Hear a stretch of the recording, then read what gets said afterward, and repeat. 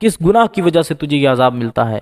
उसने कहा कि बस कुछ नहीं जानता, इतना पता है कि मेरी माँ मुझसे नाराज़ है। एक दिन रसूल पाक सल्लल्लाहु अलैहि वसल्लम हज़रत अबू ज़र रज़ी अल्लाह ताला अन्हु के साथ में बैठे हुए थे।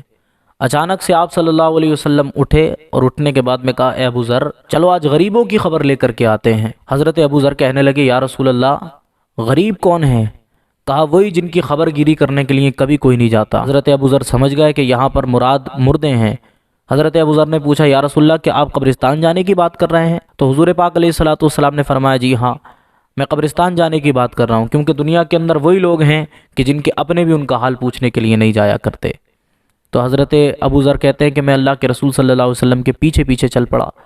तो जब अल्लाह के रसूल सल्लल्लाहु अलैहि वसल्लम कब्रिस्तान के अंदर दाखिल हुए तो वहाँ जाकर के आप सारी क़ब्रों पर दुआ करते हुए जा रहे थे। अचानक से एक क़ब्र पर आप रुके और रुक कर के आपने रोना शुरू कर दिया। और ऐसा वैसा नहीं, कहते कि इतना रोए अल्लाह के रसूल, इतना कि आपकी आवाज़ें बुलंद होने लगीं। कहते हैं कि हज़रत जिब्रील अमीन आए और आने के बाद में कहा, या रसूल अल्लाह, आप रोना बंद कर दें, इसलिए कि आपके रोने की वजह से अर्श के फरिश्ते भी रोने लगे हैं।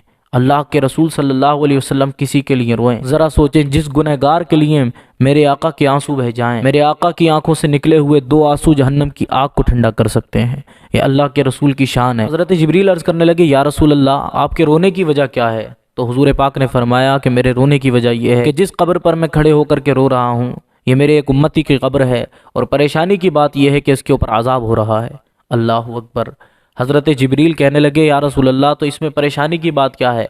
आप हाथ उठा करके दुआ कर दें, मेरा रब तो आपकी दुआ को फ़ौरन कबूल किया करता है।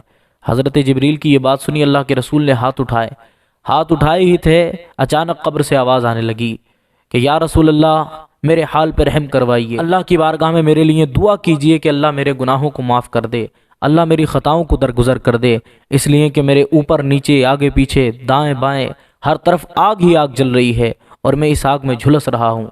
मैं चाहता ये हूँ कि आप दुआ कर दें कि अल्लाह ताला मेरी ख़ताओं को दरगुजर फरमा दे। हुजूर पाक अलैहिस्सलातु वस्सलाम ने और रोना शुरू कर दिया, आपकी आंखों से और आंसू जारी होने लगे। अब बात ये थी कि पता ये भी चल गया ना कि अजाब किस तरह का हो रहा है और किस शिद्दत से उसके ऊपर जो है अजाब हो रहा है, ये भी आपको वैसे तो अल्लाह के रसूल सब जानते हैं, लेकिन जब उसने अपने हाल खुद बताए तो अल्लाह के रसूल की आंखें और नम हो गईं। अल्लाह के रसूल ने पूछा, है बंदे ज़रा बता तो सही, क्या मामला है, किस गुनाह की वजह से तुझे ये अजाब मिलता है? उसने कहा कि बस कुछ नहीं जानता, इतना पता है कि मेरी माँ मुझसे नाराज़ है। अगर मेरी माँ मुझसे राज़ी होती तो शायद ये अजाब मुझ पर ना होता। हुजूर पाक अलैहिस्सलातु वस्सलाम ने हज़रत अबू ज़र को हुक्म दिया कि जाओ बस्ती के अंदर जाओ, जितने लोग हैं और जिन जिन के मुर्दे यहाँ पर दफन हैं सबसे कह दो कि अपने अपने मुर्दे की कब्र पर आकर के खड़े हो जाएं। तो हज़रत अबू ज़र ने जाकर के ऐलान किया, सारे लोग अपने अपने फौजशुदा लोगों की कब्र पर आकर के खड़े हो गए। एक बुढ़िया डंडा टेकती हुई उस कब्र के सराहने आकर के खड़ी हो गई। अल्लाह के रसूल ने पूछा, ए अम्मा ज़रा बताइए तो सही, ये किसकी कब्र है? कहने लगी, ये मेरे बेटे की कब्र है। कहते हैं कि आपके बेटे ने कभी कोई आपके साथ में जुल्म ज़्यादती की? तो कहने लगी कि नहीं, कभी ऐसा नहीं हुआ। हाँ, एक मरतबा ऐसा हुआ था कि मेरा बेटा नशे की हालत में घर में आया था और इसने नशे की हालत में आकर के मुझे मारना शुरू कर दिया था। कहने लगी, इतनी ज़ोर से मारा कि मेरा एक हाथ तक टूट गया। जैसे ही मेरा हाथ टूटा मैंने उसी वक्त कह दिया कि जा तुझसे कभी अल्लाह राज़ी ना हो। तो हुजूर पाक की आंखों से और आंसू निकले। कहने लगे, अम्मा, जब से तूने कहा है कि अल्लाह तुझसे राज़ी ना हो, खुदा की कसम तब से अल्लाह इससे राज़ी ही नहीं हुआ है। तो बुढ़िया की आंखों से भी आंसू निकले। बुढ़िया ने पूछा, बताएं तो सही या रसूलल्लाह, मामला क्या है?